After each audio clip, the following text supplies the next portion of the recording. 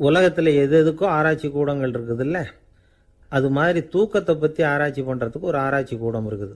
அப்படி ஆராய்ச்சி பண்ணணும்னா அதுக்கு மூழ்கிக்கிட்டு இருக்கணும்ல. அதனால தான் அந்த ஆராய்ச்சி கூடம் இங்கே இல்லை.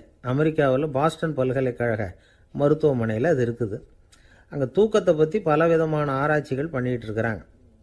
அந்த ஆராய்ச்சி கூடத்தில் இயக்குனராக இருக்கிற ஒரு நிபுணர் அவர் என்ன சொல்கிறார் தெரியுமா? உங்களுக்கு தூக்கம் வரலையா, நீங்கள் நல்லா தூங்கிறதுக்கு தாராளமாக சில யோசனைகளை என்னால் சொல்ல முடியும் அப்படிங்கிறார். யோசனை தானே, காசா பணமாக கேட்டு வச்சுக்கலாமே. உணவு, மனநிலை, தூங்கும் இடத்தோட சூழ்நிலை, படுக்கைக்கு செல்கிறப்போ உள்ள பழக்க வழக்கங்கள், இது காரணமாக ஒருத்தருக்கு தூக்கம் வராமல் போகலாம். தூக்கம் வராததுக்கு இதுதான் காரணம்னா அதையெல்லாம் சுலபமாக கட்டுப்படுத்தலாங்கிறார் அவர்.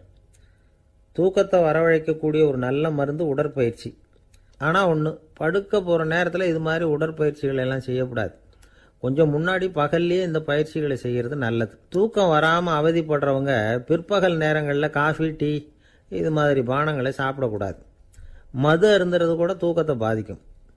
வெது வெதுப்பான நீரில் குளிக்கிறது, தியானத்தில் ஈடுபடுறது, ஓய்வாக இருக்கிறது, படுக்கிறது, அதாவது படுக்கிறதுக்கு முன்னாடி ஒரு குவளை பால் சாப்பிட்றது, இதெல்லாம் தூக்கத்தை வரவழைக்கிறது ரொம்ப உதவியாக இருக்கும்.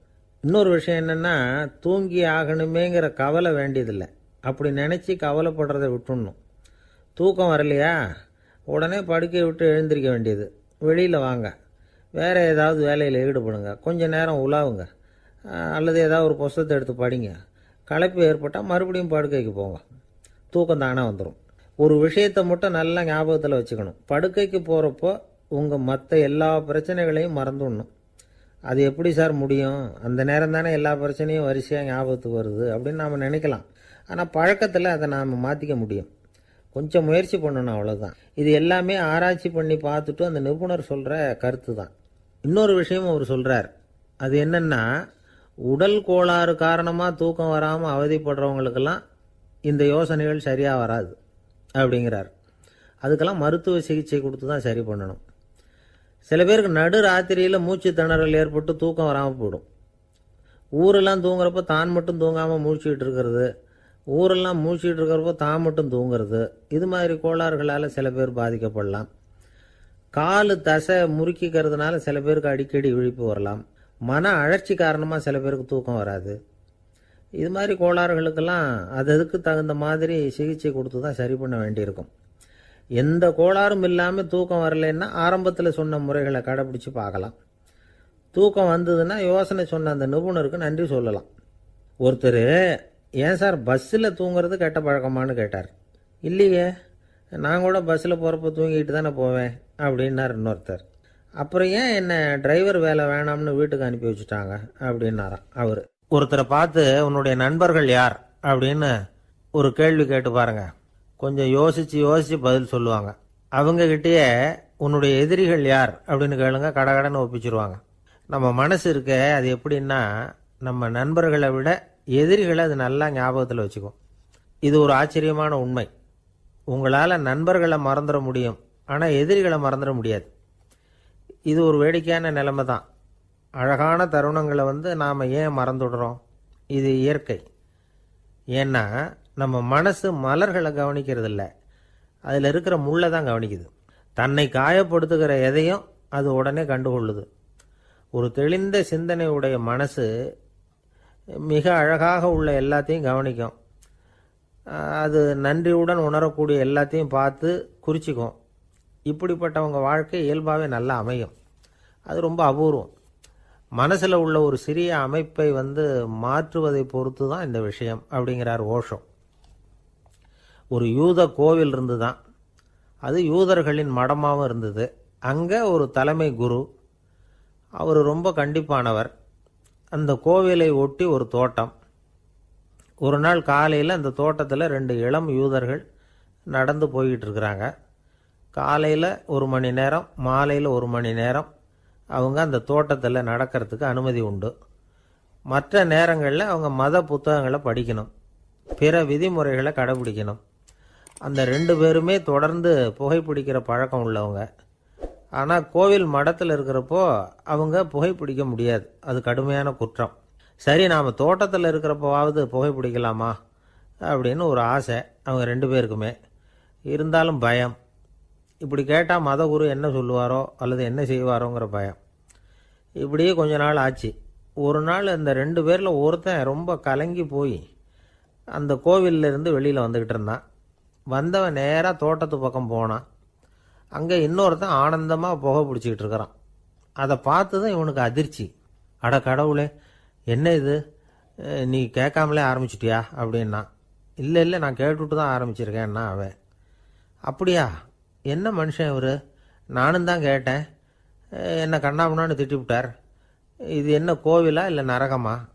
உனக்கு புகை பிடிக்கணும்னு ஆசையாக இருந்தால் நரகத்துக்கு போகணும்னு சொல்லிவிட்டார். அது சரி, உன்னை மட்டும் எப்படி அனுமதிச்சார் அப்படின்னு கேட்டான் இவன். அவன் சிரிச்சுக்கிட்டே, நீ எப்படி கேட்ட சொல்லு அப்படின்னா. நாம் இந்த தோட்டத்துக்கு வர அனுமதிக்கப்பட்டிருக்கிறதே ஜபத்துக்காகத்தானே, அதனால் நான் ஜபம் சொல்லும் பொழுது புகை பிடிக்கலாமா அப்படின்னு கேட்டேன். அதுக்கு தான் அவர் சத்தம் போட்டு என்னை அடிக்கவே வந்துட்டார் அப்படின்னா இவன். நீ ஒரு மாதிரியாக கேட்டிருக்க, நான் வேறு மாதிரியாக கேட்டிருக்கிறேன். ஜபம் சொல்லும்போது புகை பிடிக்கலாமான்னு நீ கேட்டிருக்க. ஐயா, புகை பிடிக்கும் பொழுது ஜபிக்கலாமா அப்படின்னு நான் கேட்டேன். அதில் தப்பு ஒன்றும் இல்லை அப்படின்னு பதில் சொல்லிட்டார் அப்படின்னா. ஒரு சிறிய மாற்றம்தான் அது மிகப்பெரிய மாறுதலை ஏற்படுத்தி விட்டது. மனசு நல்ல விதமாக சிந்திக்க ஆரம்பிச்சுட்டுதுன்னா மகிழ்ச்சிக்கு பஞ்சம் இல்லை. ஒரு கஞ்சன் ஆற்றுல விழுந்துட்டான். வெள்ளத்தில் தத்தளிச்சுக்கிட்டு இருக்கிறான். கரையில் நின்ன ஒருத்தர், உன் கையை கொண்டா இப்படி பிடிச்சி இழுத்து கரையில் சேர்த்து விடுறேன்னார். எதையும் கொடுத்து பழக்கம் இல்லாத அவன் கையையும் கொடுக்க மாட்டேன்னுட்டான். இவர் பார்த்தார். உன் கையை கொடுன்னு சொல்கிறதுக்கு பதிலாக நான் என் கையை கொடுக்குறேன் பிடிச்சிக்கோ அப்படின்னார். அவன் கப்புன்னு பிடிச்சிக்கிட்டான். இழுத்து கரையில் போட்டார். என்ன சார், உங்கள் பையன் என்ன செஞ்சுக்கிட்டு இருக்கிறான் இப்போ அப்படின்னு கேட்டார் ஒருத்தர். அடிக்கடி கண்ணாடி முன்னாடி நின்று அழகு பார்த்துக்கிட்டு இருக்கிறான் சார் அப்படின்னாரு அப்பா. இளம் பருவம் இப்படி தான் இருக்கும், அதையெல்லாம் சாதாரணமாக நினச்சிடாதீங்க அப்படின்னாரு அவர். என்ன சார் சொல்கிறீங்க, கண்ணாடி முன்னாடி நின்றுக்கிட்டு நேரத்தை வீணாக்கிக்கிட்டு இருக்கான், அதை ஒரு பெரிய விஷயமா நான் நினைக்கணுமா அப்படின்னாரு இவர். இளம் பருவத்தில் இளைஞர்களுக்கும் சின்ன பொண்ணுங்களுக்கும் அடிக்கடி கண்ணாடியில் பார்க்கணும்னு தோணும். அது வெறுமனே அழகு பார்க்கறது மட்டும் இல்லை, அவங்க தங்களையே தேடி கண்டுபிடிக்கிற ஒரு முயற்சி அது. இது ஒரு மனோதத்துவ விளைவு.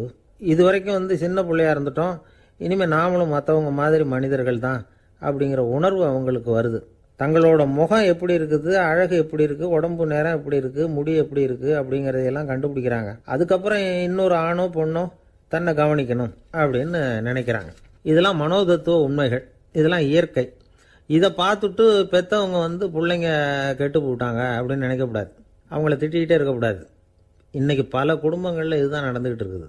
மனுஷ வாழ்க்கையிலேயே இப்படியும் இல்லாத அப்படியும் இல்லாத ஒரு பருவம் இளம் பருவம். 13லேருந்து 19 வயசுக்கு உட்பட்ட ஆண்கள் பெண்கள் இந்த வகையை சேர்ந்தவங்க, டீனேஜ் குரூப். இவங்களை சின்னவங்கன்னு நினச்சிட முடியாது, பெரியவங்கன்னு நினச்சிட முடியாது. இவங்க ரொம்ப சென்சிட்டிவ். சமூகம் நினச்சா இவங்களை நல்லவங்களாகவும் ஆக்கலாம், கெட்டவங்களாகவும் ஆக்கலாம். கொஞ்சம் அக்கறை எடுத்துக்கிட்டால் பெரிய பெரிய மேதைகளையும் விஞ்ஞானிகளையும் உருவாக்கலாம். ஆனால் நடக்கிறது என்ன தெரியுமா, அநேகமாக இவங்களை யாருமே சரியாக புரிஞ்சுக்கிறது இல்லை, இவங்களை சரியாக நடத்துறதும் இல்லை. இது வரைக்கும் நாம் சொல்கிறத கேட்டுக்கிட்டு இருந்தான், இப்போல்லாம் அவன் இஷ்டத்துக்கு நடக்க ஆரம்பிச்சுட்டான் அப்படின்னு வருத்தப்படுற பெற்றோர்கள் அதிகம். இது வருத்தப்படுற விஷயம் இல்லை, சந்தோஷப்பட வேண்டிய விஷயம். உங்கள் புள்ள சொந்தமாக யோசிக்க ஆரம்பிக்கிறதும் நடந்துக்க ஆரம்பிக்கிறதும் ஒரு தப்பான விஷயமா? அவன் கடைசி வரைக்கும் உங்கள் பேச்சையே கேட்டுக்கிட்டு இருக்கணுங்கிறது என்ன நியாயம்? இன்றைக்கி இளைஞர்களை பெரியவங்க தப்பாக புரிஞ்சுக்கிட்டு தவறாக நடத்துறதுனால தான் அவங்களுக்கு வெறுப்பு, எரிச்சல், மனக்கசப்பு எல்லாம் உண்டாகுது. பெற்றவங்க சரியாக மதிக்கிறது இல்லை அப்படிங்கிற ஒரே காரணத்தினாலேயே வீணாக போகிற பிள்ளைங்க இன்றைக்கி அதிகம். சரி, பெற்றவங்களுக்கு இன்றைக்கி என்ன தான் புத்தி சொல்ல வர்றீங்க அப்படின்னு கேட்குறீங்களா? நாம் எதையும் சொல்ல வரல, ஆனால் அது சம்பந்தமான சில நிபுணர்கள் சொல்லியிருக்கிறத உங்கள் காதில் போட்டு வைக்கலாம். அது என்னென்னா, பிள்ளைங்க கிட்ட அன்பு செலுத்துங்க. குழந்தையா இருந்தப்போ எவ்வளவு பாசமாக இருந்தீங்க, வளர வளர அதை ஏன் குறைச்சிக்கிறீங்க? பெற்றவங்களின் அன்பான வார்த்தைகளுக்கு ஏங்குறவங்க தான் இன்றைய இளைஞர்கள்.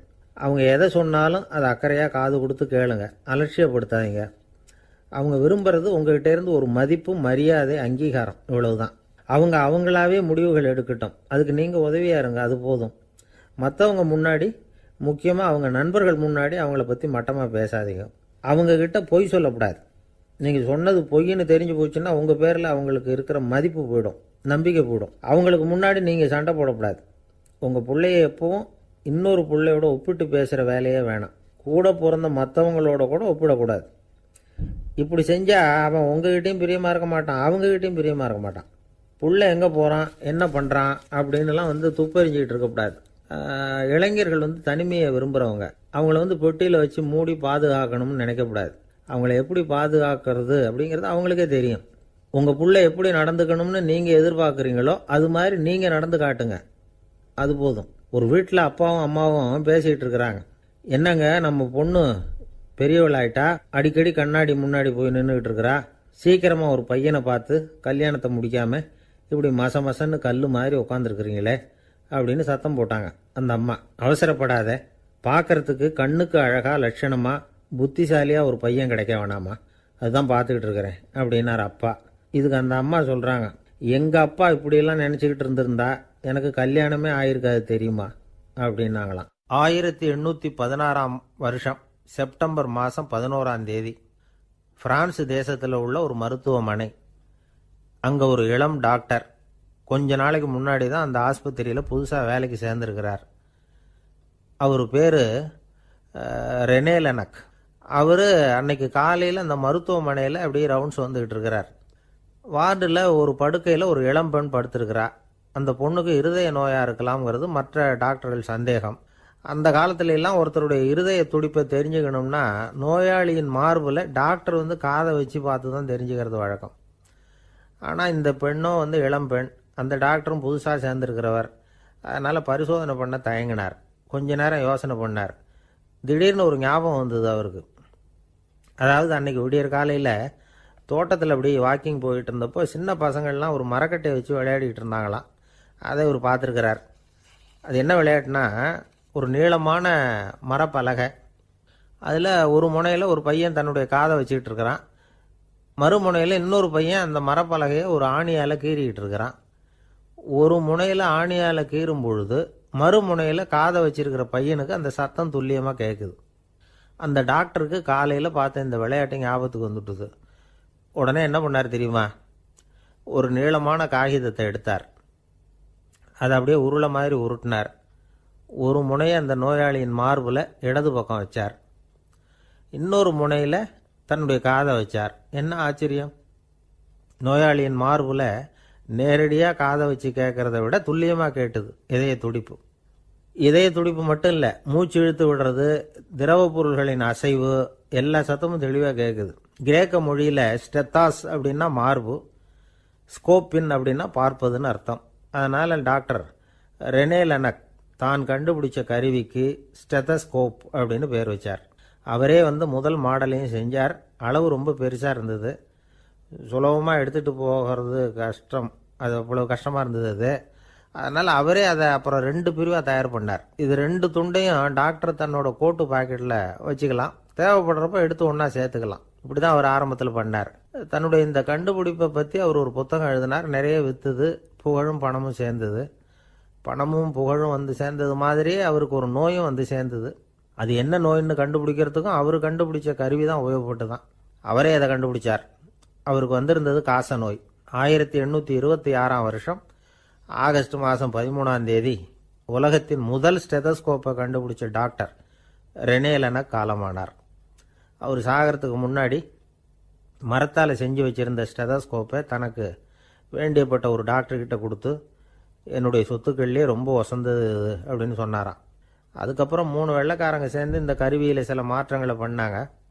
ஆனால் 1829 லண்டனில் டாக்டர் நிக்கோலஸுங்கிறவர் ஒரு காதால் இதய துடிப்பை கேட்குறத விட டாக்டர் 2 காதாலையும் கேட்கறது தான் சரியாக இருக்கும் அப்படின்னு ஒரு கருத்தை வெளியிட்டார்.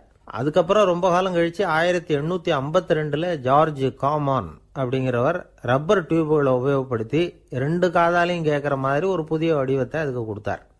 அதுக்கு பிறகு அது படிப்படியாக எவ்வளவோ மாற்றங்கள் இருந்தாலும் ஆரம்பத்தில் டாக்டர் ரெனே லெனக் உருவாக்கின அடிப்படை மாடலை யாரும் மாற்றி அமைக்கலைங்கிறது தான் முக்கியமான விஷயம்.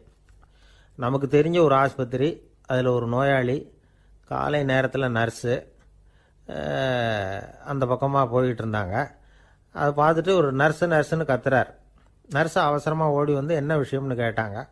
சிஸ்டர், இங்கே பாருங்கள், உங்கள் டாக்டரை என் நெஞ்சில் ஒரு காதை வச்சு கேட்டுக்கிட்டு இருக்கிறார் அப்படின்னார் நோயாளி. சிஸ்டர் பதட்டப்படாமல், அதனால் என்ன, இந்த டாக்டர் பழமையான விஷயங்களில் ரொம்ப நம்பிக்கை உள்ளவர், அதனால் ஸ்டெத்தாஸ்கோப்பை உபயோகப்படுத்தாமல் காதை வச்சு கேட்குறார், அது ஒன்றும் தப்பு இல்லை அப்படின்னாங்களாம்.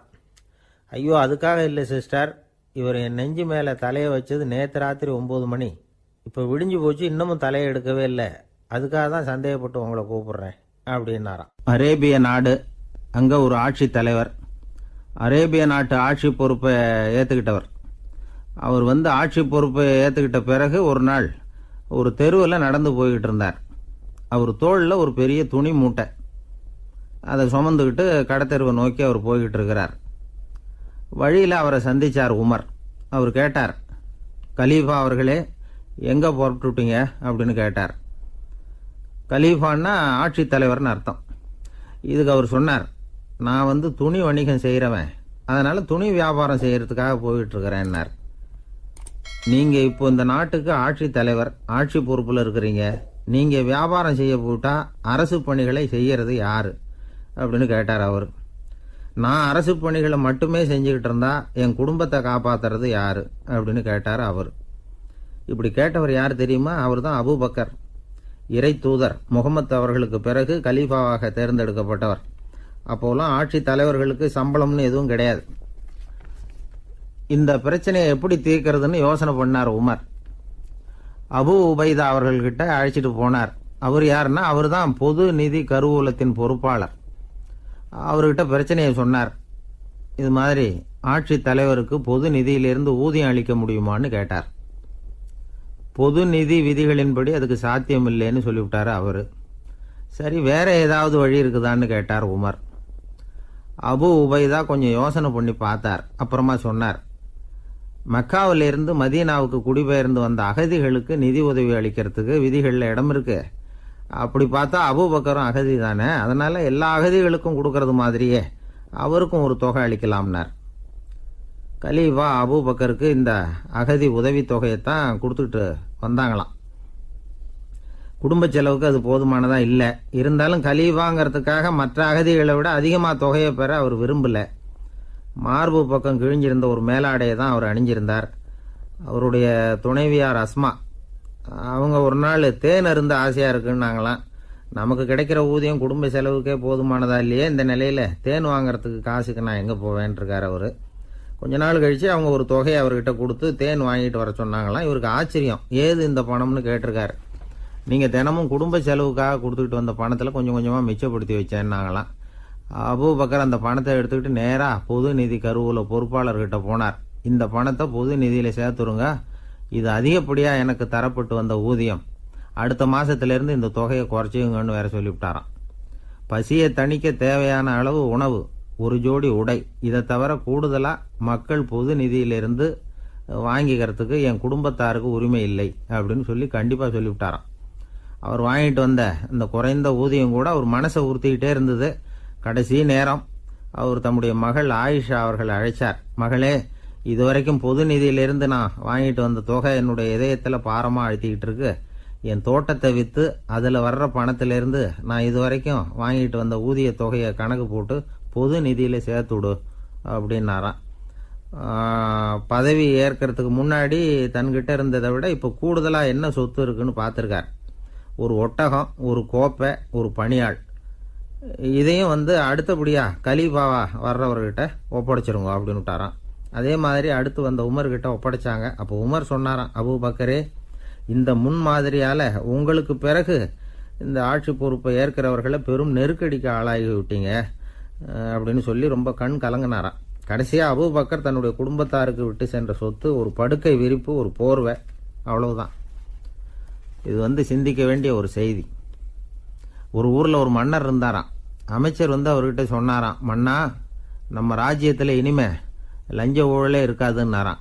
ஆஹா, அப்படின்னா ஊழல் பேர் வழிகளையெல்லாம் நாடு கடத்தியாச்சா அப்படின்னு கேட்டிருக்காரு மன்னர். இதுக்கு அவர், அப்படி இல்லைங்க, இனிமே கொடுக்கறதுக்கு ஜனங்கள்கிட்ட பணமே இல்லை அப்படின்னாராம். இந்த உலகத்தில் எல்லாருக்கும் மகிழ்ச்சி தரக்கூடிய ஒரு பொருள் எது? இது ஒரு முக்கியமான கேள்வி. இந்த கேள்விக்கு பொருத்தமான ஒரு பதிலை உங்களால் சொல்ல முடியுமா? அதாவது கொஞ்சம் யோசித்து பார்த்தா பணம்னு சொல்லலாமா? இப்போ கையில் காசு இல்லாதவங்ககிட்ட ஒரு 10 ரூபாய் கொடுத்தா அது அவனுக்கு சந்தோஷத்தை கொடுக்கும். ஏற்கனவே வருமான வரி பிரச்சனையில் சிக்கி இருக்கிறவர்கிட்ட இன்னும் கொஞ்சம் பணம் இந்தாங்கன்னு சொல்லி கொடுத்தோம்னா அது அவருக்கு சங்கடத்தை தான் கொடுக்கும். அதனால் அந்த கேள்விக்கு பணங்கிறது பொருத்தமான பதிலாக இருக்க முடியாது. கேள்வி என்னன்னா, இந்த உலகத்தில் எல்லாருக்கும் மகிழ்ச்சி தரக்கூடிய ஒரு பொருள் எது? சரி, இனிப்புன்னு சொல்லலாமா? ஏன்னா எல்லாருக்கும் இனிக்க தானே செய்யும். அதுலேயும் ஒரு சிக்கல் இருக்குது. சர்க்கரை வியாதிக்காரங்களுக்கு அது என்ன சந்தோஷத்தையாக கொடுக்கும்? ஆக எல்லாருக்கும் வேறுபாடு எதுவும் இல்லாமல் மகிழ்ச்சியை கொடுக்கக்கூடியது வேற ஏதோ ஒன்று இருக்குது. அது என்னன்னு கண்டுபிடிக்கணும். அதுதான் இன்றைக்கி தகவல். இப்போ அதை கண்டுபிடிக்கணும்னா இந்த கதையை கேட்கணும். அது என்ன கதைன்னா, ஒரு ஊரில் ஒரு ராஜா இருந்தார். அவருக்கும் இதே சந்தேகம் வந்துட்டுது. அதாவது எல்லாருக்கும் இன்பம் தரக்கூடிய பொருள் எது அப்படின்னு. இதுக்கு பதில் தெரிஞ்சுக்கிறதுக்கு ஆசைப்பட்டார். சரி, அதுக்கு என்ன செய்யலாம்னு யோசனை பண்ணார். நாட்டு மக்களுக்கு பகிரங்கமாக ஒரு அறிவிப்பு கொடுத்தார். நம்ம நாட்டு மக்கள் இன்பம் தரக்கூடிய பொருள் எதுன்னு நினைக்கிறாங்களோ அதை கொண்டுகிட்டு வந்து அரண்மனையில் உள்ள கண்காட்சி மண்டபத்தில் வைக்கலாம். அப்படி அவங்க வைக்கிற பொருள்களில் எது எல்லாருக்கும் இன்பம் தரக்கூடியதாக இருக்குமோ அதை வச்சவருக்கு 1000 பொற்காசுகள் பரிசு அப்படின்னு அறிவிப்பு கொடுத்துட்டார். ஜனங்கள் இந்த அறிவிப்பை கேட்டாங்க. அதுக்கப்புறம் சும்மா இருப்பாங்களா? 1000 பொற்காசுன்னா சும்மாவா? அவங்க கையில் என்னென்ன கிடைச்சதோ அதையெல்லாம் கொண்டாந்து அரண்மனை காட்சி மண்டபத்தில் வச்சுட்டாங்க. அதுக்கப்புறமா ராஜா அங்கே வந்தார். ஒவ்வொன்றா பார்த்துக்கிட்டே வந்தார். முதல்ல ஒரு குயில் இருந்தது, இனிமையாக பாடக்கூடிய குயில். இந்த குயிலோட இன்னிசை எல்லாருக்கும் இன்பம் தரக்கூடியது தான். இருந்தாலும் காது கேட்காதவங்களுக்கு இந்த இசை எப்படி இன்பம் தர முடியும்? அதனால் இது சரியில்லைன்னு விட்டார். அடுத்தபடியாக போனார். அங்கே என்ன வச்சுருக்குறாங்கன்னு பார்த்தா ஒரு அழகான மயில் அங்கே தோகை விரித்து ஆடிக்கிட்டு இருக்குது. இந்த மயிலோட ஆட்டம் மனசுக்கு இன்பம் தரக்கூடியது தான். இருந்தாலும் பார்வை இல்லாதவங்க இந்த ஆட்டத்தை பார்த்து ரசிக்க முடியுமா? முடியாது. அதனால் இதுவும் சரியில்லை அப்படின்னு சொல்லிவிட்டார். அதுக்கு அடுத்தபடியாக போனார். பல வகையான இனிப்பு பண்டங்களை வச்சுருந்தாங்க. பார்த்தார், வயசானவங்களுக்கும் நோயாளிகளுக்கும் இது இன்பம் தராது, துன்பம் தான் கொடுக்கும் அப்படின்னார். இப்படி ஒவ்வொன்றா பார்த்துக்கிட்டே போகிறார். அழகான மலர்கள், கனிகள், ஓவியங்கள் எதுவுமே பொருத்தமாக தெரியல. சகல பேருக்கும் இன்பம் தரக்கூடிய வகையில் எதுவும் இல்லை. கடைசியாக வந்தார். அங்கே ஒரு களிமண் பொம்மை இருந்தது. அது என்ன பொம்மை தெரியுமா? பசியால் வாடி இருக்கிற ஒருத்தருக்கு ஒரு அம்மா இனிமையாக பேசிக்கிட்டு சோறு போடுறது மாதிரி அந்த பொம்மையை செஞ்சுருந்தாங்க. அதுக்கு கீழே அன்பு அப்படின்னு எழுதியிருந்துதான். ராஜா பளிச்சுன்னு ஒரு முடிவுக்கு வந்தார். அந்த பொம்மையை செஞ்ச சிற்பியை வரவழைச்சார், பரிசு கொடுத்தார். அன்பு ஒன்று தான் எல்லாருக்கும் இன்பம் அளிக்கக்கூடிய பொருள். காது கேட்காதவங்களும் அதை கேட்க முடியும், பார்வை இல்லாதவங்களும் அதை பார்க்க முடியும், குழந்தைகளும் அதை உணர முடியும் அப்படின்னு அதுக்கு விளக்கம் கொடுத்தார் அந்த மன்னர். இந்த உலகத்தில் எல்லாருக்கும் மகிழ்ச்சி தரக்கூடிய ஒரு பொருள் அன்பு தான். அதை புரிஞ்சுக்கிட்டு தான் சில கணவன்மார்கள் மனைவி பேரில் ரொம்ப அன்பை காட்டிக்கிறது வழக்கம். ஒரு வீட்டு வாசப்படி பக்கமாக மழைக்கு ஒதுங்கினார் ஒருத்தர். மழை தூரிக்கிட்டு இருந்தது, இருட்டு நேரம். அந்த வீட்டில் இருந்தவர், இன்னைக்கு ராத்திரி வேணும்னா இங்கேயே தங்கிட்டு காலையில் போங்க அப்படின்னார். உடனே இவர் சொன்னார், ரொம்ப நன்றிங்க, ஒரு 10 நிமிஷத்தில் இதை வந்துடுறேன் அப்படின்னு சொல்லிவிட்டு எங்கேயோ ஓடினார். 10 நிமிஷம் கழித்து திரும்பி வந்தார். ஆமாம், எங்கே போயிட்டு வந்தீங்கன்னு கேட்டார் வீட்டில் இருந்தவர். நேராக எங்கள் வீட்டுக்கு போய் மனைவி கிட்ட இன்னைக்கு ராத்திரி இங்கேயே தங்கிக்கிறேன்னு சொல்லிவிட்டு வந்துட்டேன் அப்படின்னார் அவர். அன்புல இது ஒரு ரகம். ஆசைப்படுறதுல தப்பு இல்லை, ஆனால் அந்த ஆசை தேவைக்கு தகுந்த மாதிரி இருக்கணும். தேவைக்கு மீறிய ஆசைகள் இருக்கு பாருங்க, அது தேவையில்லை. இந்த கருத்தை வலியுறுத்தது மாதிரி ஒரு கதை உண்டு. தேவேந்திரனுக்கு திடீர்னு வீடு கட்டணும்னு ஒரு ஆசை வந்துதான். வீடுன்னா நாம் கட்டுற மாதிரி இல்லை. தேவேந்திரன் வீடுன்னா சும்மாவா? ஒரு பிரம்மாண்டமான அரண்மனை கட்டணும். அது மாதிரி இந்த 3 லோகத்துலேயும் ஒரு அரண்மனை கிடையாது அப்படின்னு எல்லாரும் சொல்லணும். இது அவனோட ஆசை. உடனே தேவ தச்சரான விஸ்வகர்மாவை கூப்பிட்டான், உத்தரவு போட்டான். விஸ்வகர்மா தன்னுடைய உதவியாளர்களை எல்லாம் கூப்பிட்டு ஒன்றா சேர்த்துக்கிட்டார். படாத பாடுபட்டு ஒரு பெரிய அரண்மனையை கட்டி முடித்தார். கட்டி முடிக்க 1000 வருஷம் ஆச்சு. தேவேந்திரன் பார்க்குறான். அவனுக்கு திருப்தி ஏற்படலை. என்னுடைய அந்தஸ்துக்கு இது ரொம்ப சாதாரணமான கட்டிடம், இதை விட இன்னும் பெருசாக கட்டு அப்படின்னா. தேவ தச்சர் திணறி போயிட்டார். அவரால் அதுக்கு மேலே எதுவும் செய்ய முடியல. என்ன பண்ணுறதுன்னு யோசனை பண்ணார். நேராக நாரதர் காலில் போய் விழுந்தார். நீங்கள் தான் என்னை இந்த பிரச்சனையிலேருந்து காப்பாற்றணும்னார். நாரதர் யோசனை பண்ணார். சரி, கவலைப்படாதேன்னார். நேராக இந்திரங்கிட்ட போனார். இந்திரன் வந்து நாரதரை பார்த்த உடனே வாங்கன்னு கூட்டிகிட்டு போய் அரண்மனையை காட்டினான். இது மாதிரி ஒரு அரண்மனையை நீங்கள் வேற எங்கேயாவது பார்த்துருக்குறீங்களா அப்படின்னு ரொம்ப பெருமையாக கேட்டான். நான் பார்த்ததில்லை, ஆனால் என்னை விட வயசில் மூத்தவர் மகரிஷி லோமேசர், அவர் ஒரு வேளை பார்த்துருக்கிறாரோ என்னமோ அப்படின்னார். உடனே அவரை மனசில் நினச்சி தியானம் பண்ணினார். அடுத்த கணம் லோமேசர் அங்கே வந்தார். இடையில் ஒரு சின்ன துண்டு, கையில் ஒரு கமண்டலம், தலையில் ஒரு பாய், அவ்வளவுதான் அவர்கிட்ட இருந்தது. எதுக்காக தலையில் எந்த பாய் அப்படின்னு கேட்டான் இந்திரன். என்ன மாதிரி அற்ப ஆயுள் உள்ள ஒரு ஜீவன் தனியாக வீடு கட்டிக்கிட்டு திண்டாடணுமா? இந்த பாய் தான் ஒரு வீடு மாதிரி எனக்கு நிழல் கொடுக்குது அப்படின்னார் அவர். என்னது, உங்களுக்கு வந்து அவ்வளவு கொஞ்சமான ஆயுளா அப்படின்னு ஆச்சரியத்தோடு கேட்டான் இந்திரன். ஆமாம், இதை பாரு, என்னுடைய மார்பில் ஒரு பொற்காசு அளவுக்கு ரோமம் உதிர்ந்துட்டுது. எப்போ என் உடம்புல உள்ள எல்லா ரோமமும் உதிர்ந்துருமோ அப்போ என்னுடைய ஆயுள் முடியும் அப்படின்னார். எப்போ அந்த ரோமங்கள் பூரா உதிரும்னு கேட்டான் இவன். ஒரு பிரம்மா மறைஞ்சதும் ஒரு ரோமம் உதிரும். என் உடம்புல உள்ள ரோமங்களின் எண்ணிக்கை எவ்வளவோ அவ்வளவு பிரம்மாக்கள் தோன்றி அவங்க ஆயுள் முடியும் பொழுது என் உடம்புல உள்ள ரோமங்கள் பூரா உதிரும் அப்படின்னார். அப்படின்னா ஒரு பிரம்மாவோட ஆயுள் எவ்வளவு காலம்னு கேட்டான். ஒரு பிரம்மாவுக்கு 100 தேவ வருஷம். ஒவ்வொரு தேவ வருஷத்துக்கும் 365 தேவ நாள். ஒவ்வொரு தேவ நாள்லேயும் ஒன்ன மாதிரி 14 இந்திரர்கள் தோன்றி மறைகிறாங்க அப்படின்னு மகரிஷி லோமேசர் சொல்கிறார். இதை கேட்டதும் இந்திரன் ஆடி போயிட்டான். அவ்வளவு ஆயுள் உள்ள இவரே அற்ப ஆயுள்னு சொல்கிறார். நான் என்னுடைய ஆயுளை பெருசாக நினச்சிக்கிட்டு பிரம்மாண்டமான அரண்மனை கட்டணும்னு ஆசைப்படுறேனே அப்படின்னு நினச்சான். எனக்கு வீடு கட்டின வரைக்கும் போதும்னு விட்டான். அதனால் நாமெல்லாம் நம்முடைய தேவைக்கு தகுந்த மாதிரி ஆசைப்படுறது தான் நியாயம். ஆனால் அப்படியே நடந்துக்கிறோம். மனுஷன் வந்து கடவுளையே ஏமாற்றி காசு வாங்கிறதுக்குள்ள ஆசைப்படுறான். ஒருத்தன் கடவுளை நினச்சி தவம் இருந்தான். கடவுள் நேரில் வந்தார். தேவலோகத்தில் ரூபாய்க்கெல்லாம் என்ன மதிப்புன்னு கேட்டான். அங்கெல்லாம் ரூபாய்ங்கிறது உங்கள் பணத்தில் 1 கோடி ரூபாய்க்கு சமம். அதாவது தேவலோகத்தில் 1 ரூபான்னா இங்கே 1 கோடி ரூபா. அது மாதிரி எங்களுக்கு ஒரு நாளுங்கிறது உங்கள் கணக்கில் 1 கோடி வருஷத்துக்கு சமம் அப்படின்னார் கடவுள். அப்படின்னா எனக்கு நீங்கள் அதிகமாக எதுவும் தர வேணாம், உங்கள் கணக்குப்படி ஒரே 1 ரூபா கொடுங்க, அது போதும்னா இவன் ரொம்ப சாமர்த்தியமாக. கடவுள் யோசனை பண்ணார். அது ஒன்றும் கஷ்டம் இல்லை, 1 ரூபா தானே கேட்குற, கொடுத்துட்றேன். ஆனால் இப்போ வரும்பொழுது நான் எடுத்துக்கிட்டு வரல, எங்கள் கணக்குப்படியே 1 நாள் பொறுத்துக்க பணத்தோடு வந்துடுறேன் அப்படின்னு சொல்லிவிட்டு பறந்து போயிட்டார். ஒரு நாள் ஒரு தகப்பனார் தன்னுடைய பிள்ளையை அழைச்சிக்கிட்டு வந்தார். சார், இவன் சரியாக படிக்க மாட்டேங்கிறான், பெரியவங்களை மதிக்க மாட்டேங்கிறான், நீங்கள் கொஞ்ச நாள் இவனுக்கு குருவாக இருந்து நல்ல விஷயங்களை சொல்லி கொடுத்தா தேவையில்லைன்னார். பெரியவங்களையே மதிக்காதவன் எப்படி என்ன மதிக்க போகிறான் அப்படிங்கிறது நமக்கு யோசனை வரும் இல்லையா? வேணாங்க, என்னை விட்டுருங்க அப்படின்னோம். அவர் விட மாட்டேன்னு விட்டார். இல்லைன்னா அவரே சிஷ்யன் ஆகிடுவார் போல இருந்தது. சரி, வேறு வழி இல்லாமல் அந்த பையனையே என்னுடைய சீடை நான் ஏற்றுக்கிட்டு உபதேசம்லாம் பண்ண ஆரம்பித்தோம். அதாவது குரு பக்தின்னா அது எப்படி இருக்கணுங்கிறத பற்றி சொல்லி கொடுத்தோம் அவனுக்கு. சதமகர் அப்படின்னு ஒரு குரு இருந்தார். அவருக்கு ஒரு சீடர். அவன் பேர் துளசி சைதன்யன், நைஷ்டிக பிரம்மச்சாரி. தன்னுடைய குருவுக்கு எந்த நேரத்தில் எது தேவைங்கிறத புரிஞ்சுக்கிட்டு சேவை செய்கிறவன். ஆனால் இவனை பற்றி மற்ற சீடர்களுக்கு பொறாமை வந்துட்டுது.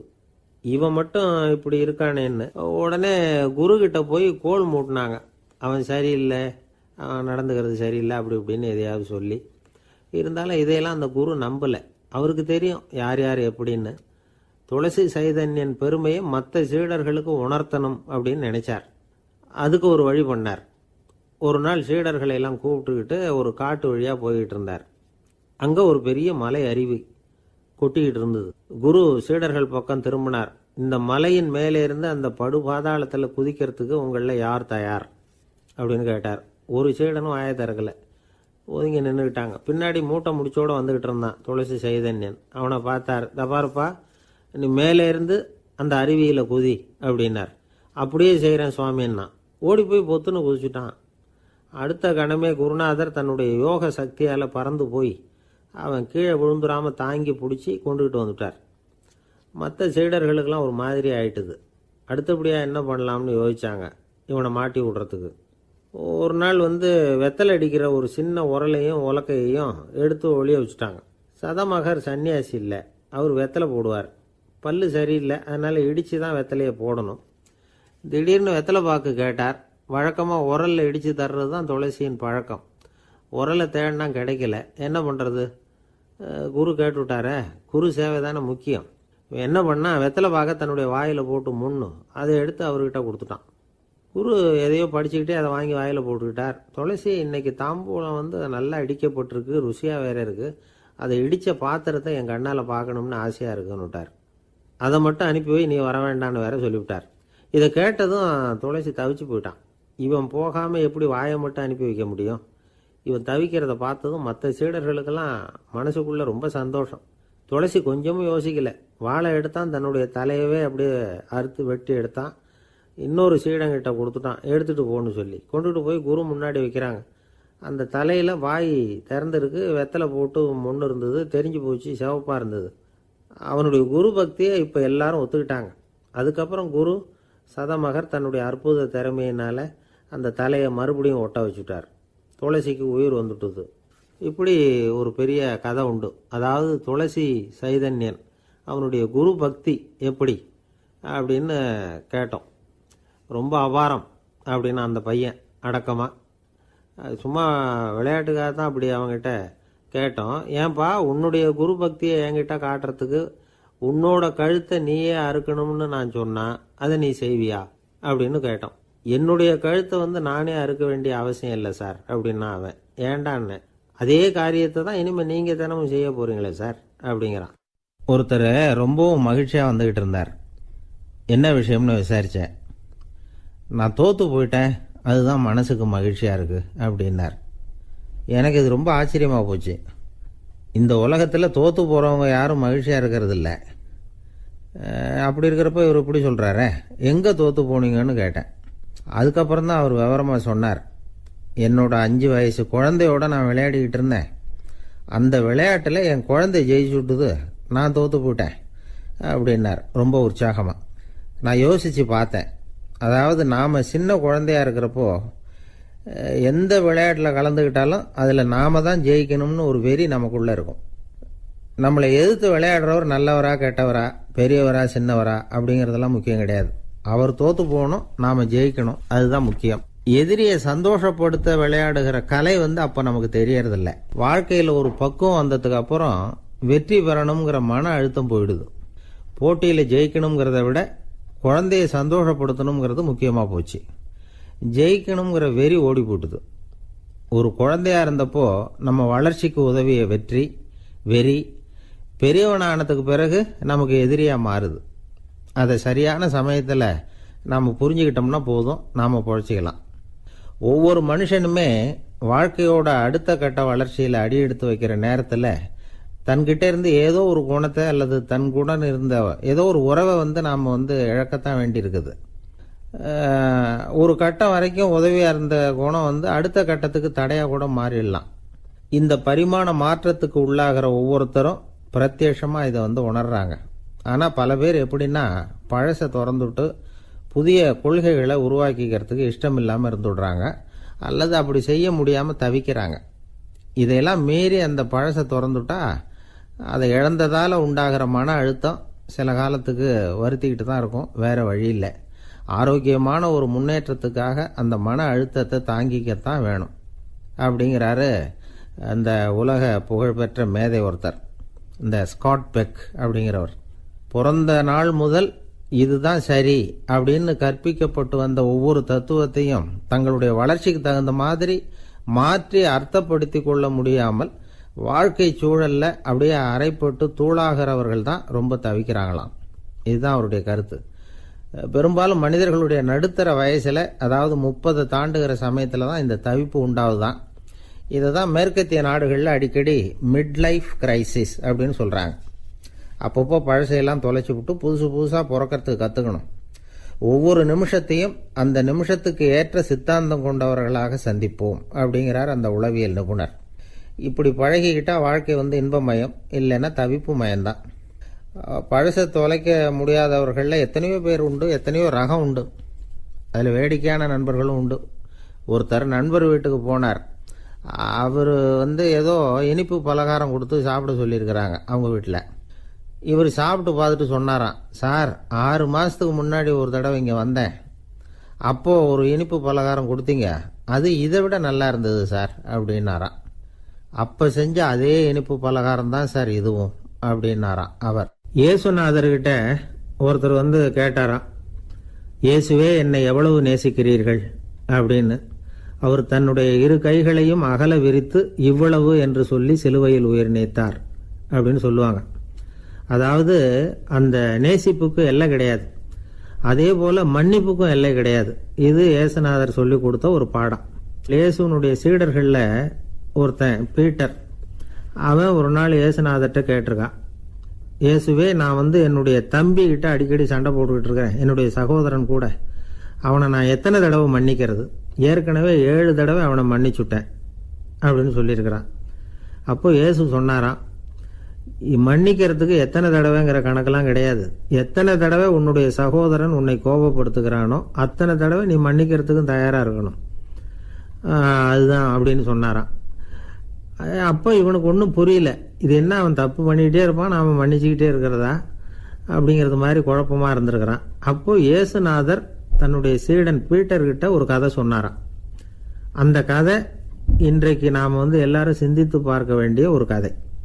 அதாவது மன்னிப்பை விரும்புகிறவர்கள் மன்னிக்கவும் தயாராக இருக்க வேண்டும் அப்படிங்கிறது தான் அந்த கதையினுடைய தத்துவம். அந்த இயேசுநாதர் சொன்ன கதை என்னன்னா, ஒரு மன்னர் இருந்தார்.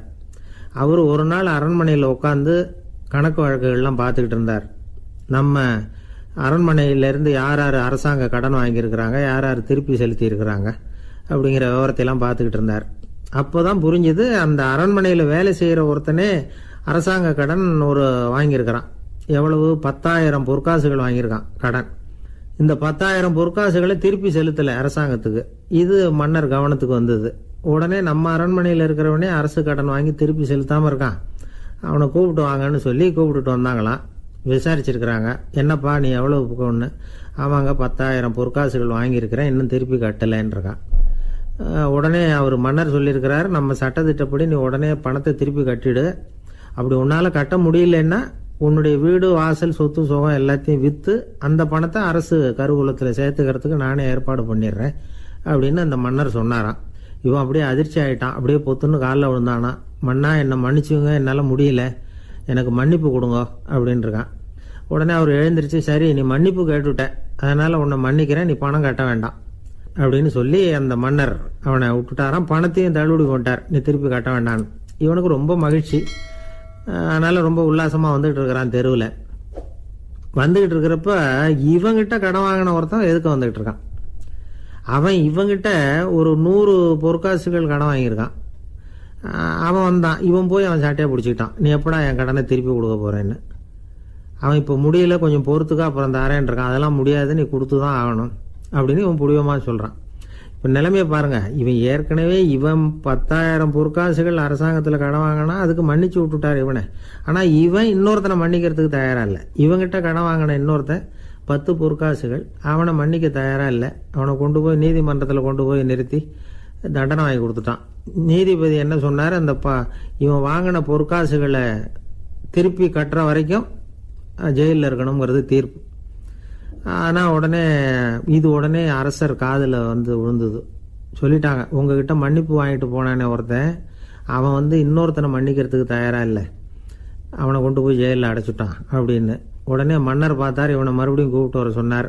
தபாரப்பா, நான் வந்து உன்னை மன்னிச்சு விட்டேன், ஆனால் நீ இன்னொருத்தனை மன்னிக்கிறதுக்கு தயாராக இல்லை, அதனால் என்னுடைய தீர்ப்பையும் மாத்துறேன், நீயும் அரசு கடன் தீர்ற வரைக்கும் ஜெயிலில் தான் இருக்கணும் அப்படின்னு சொல்லி ஜெயிலுக்கு அனுப்பிச்சிட்டாராம். இப்படி ஒரு கதையை இயேசுநாதர் தன்னுடைய சீடருக்கு சொன்னதாக ஒரு வரலாறு. அது என்ன, அதுலேருந்து நாம் புரிந்து கொள்ள வேண்டியதுன்னா, நாம் வந்து மன்னிக்கப்படணும்னு நாம் விரும்புகிறோம்னா நாம் இன்னொருத்தரை மன்னிக்கிறதுக்கு தயாராக இருக்கணும்.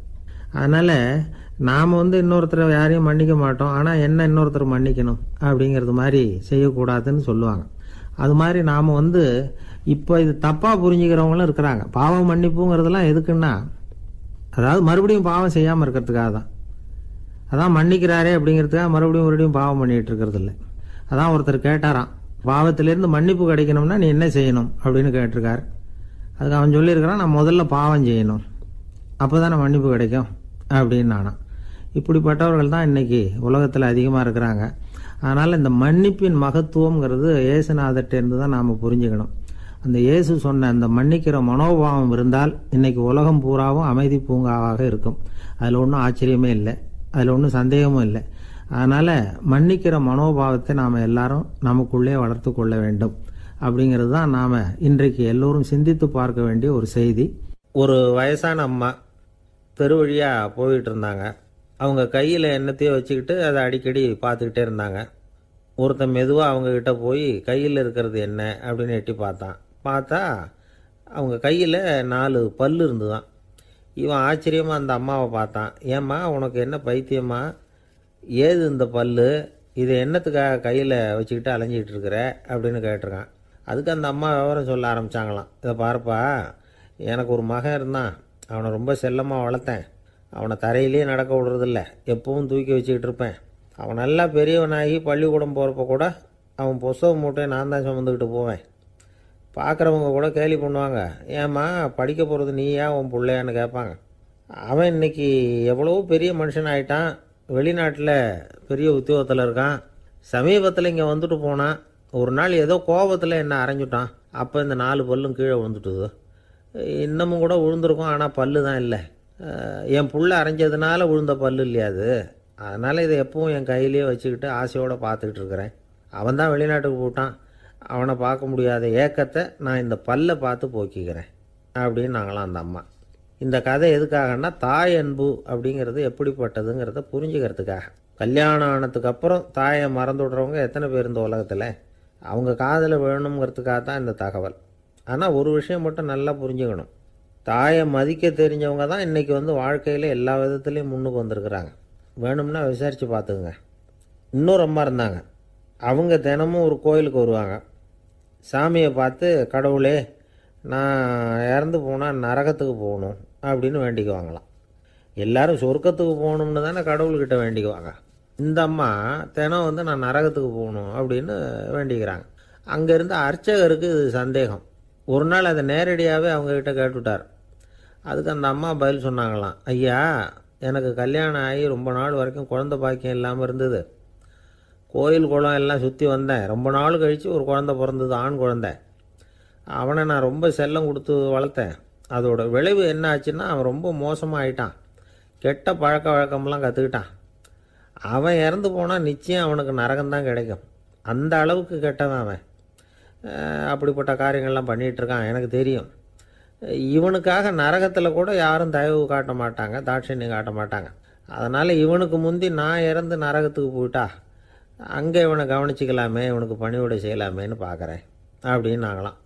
அதனால தான் நான் நரகத்துக்கு போகணும்னு தினம் ஆண்டவனை வேண்டிகிட்டு இருக்கிறேன் அப்படின்னு கண்கலங்கி அந்த அம்மா சொன்னாங்களாம். அதுதான் தாய் உள்ளம்ங்கிறது.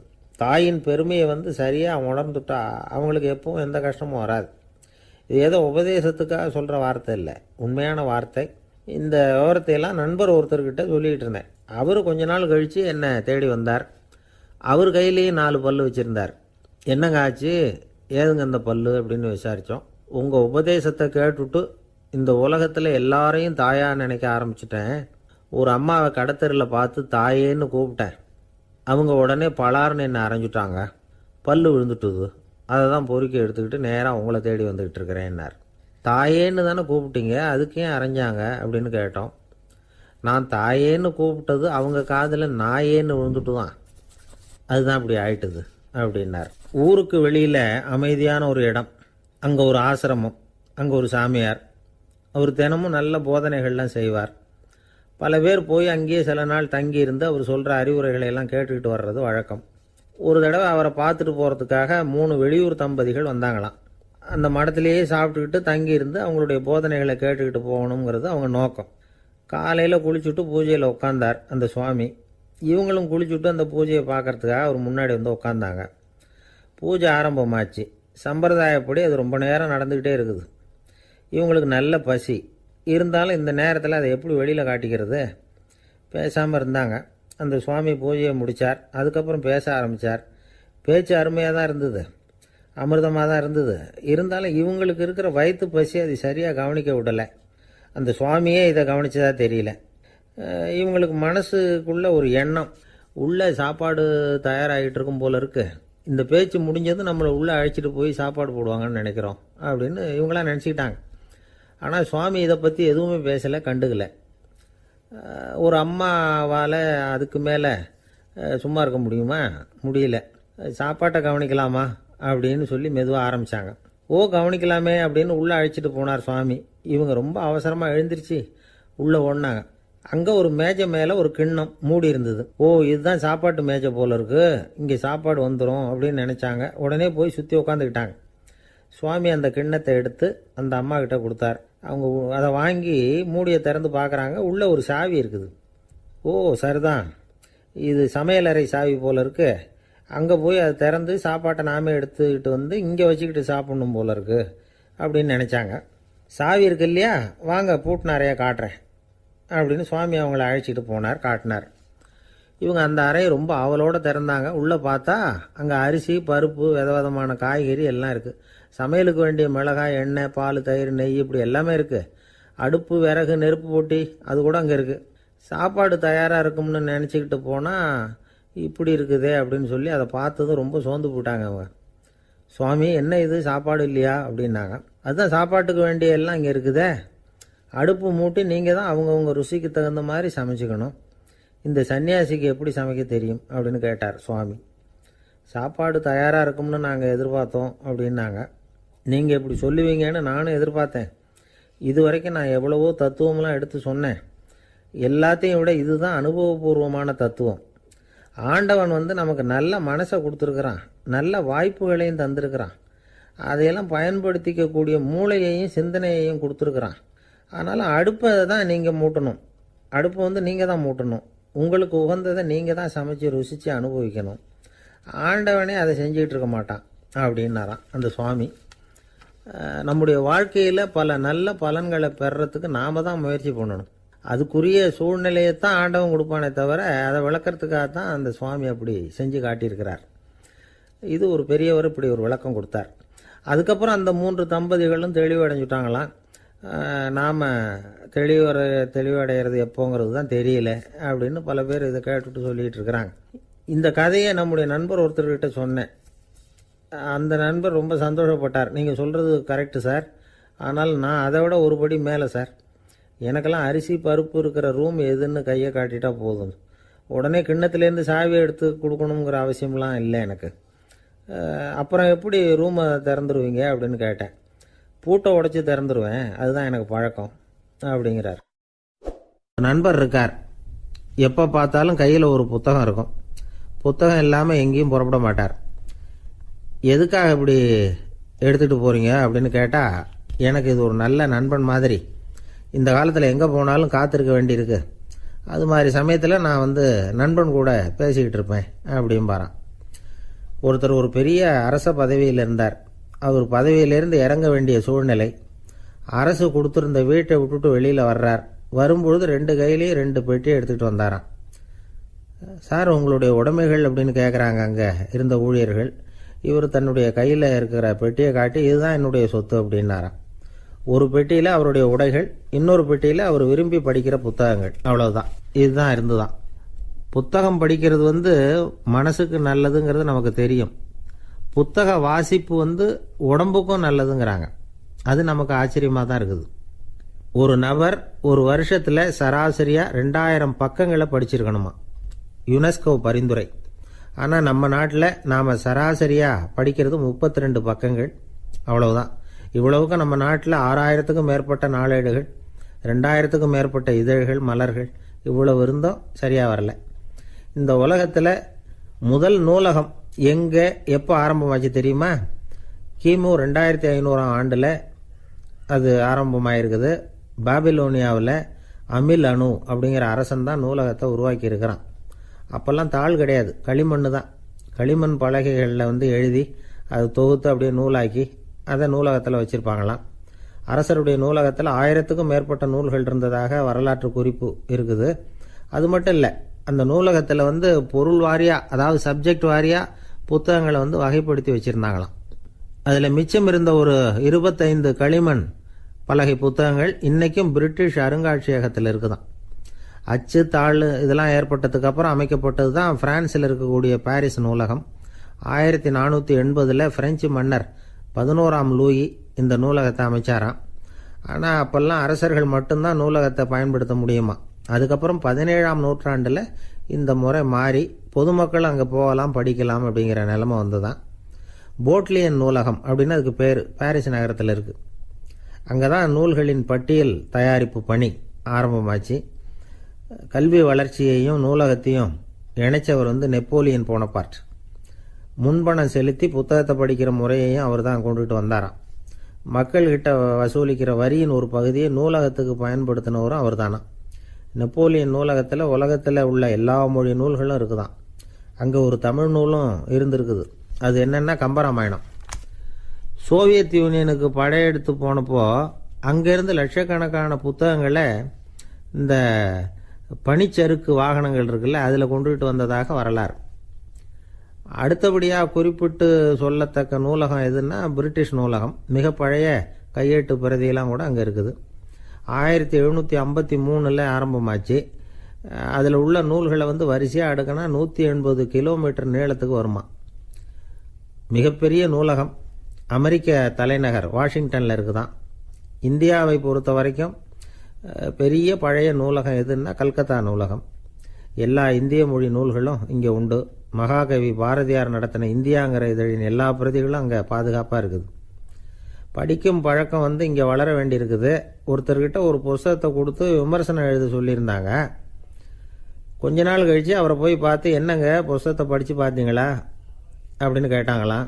இதுக்கு அவர் சொல்லியிருக்கிறார், இன்னும் நான் படித்து பார்க்கலிங்க, இப்போ தானே விமர்சனமே எழுதி முடிச்சிருக்கிறேன், இனிமே தான் படிக்கணும் அப்படின்னாராம். ஒருத்தர் அவசரமாக போய்கிட்டு இருந்தார். எங்கே போய்கிட்டு இருக்கீங்க அப்படின்னு கேட்டார் ஒரு பெரியவர். கடைக்கு போகிறேன் சார், சாமான் வாங்கிறதுக்கு அப்படின்னார். அங்கே போகிறதுக்கு முன்னாடி தெரிஞ்சிக்க வேண்டியதெல்லாம் தெரிஞ்சுக்கிட்டீங்களா அப்படின்னு கேட்டார் பெரியவர். கடைக்கு போய் காசை கொடுத்து ஒரு பொருளை வாங்கிட்டு வரப்போகிறோம், இதில் தெரிஞ்சிக்க வேண்டியது என்ன இருக்குது அப்படின்னார் அலட்சியமாக. இப்போ அந்த பெரியவர் பேச ஆரம்பித்தார்.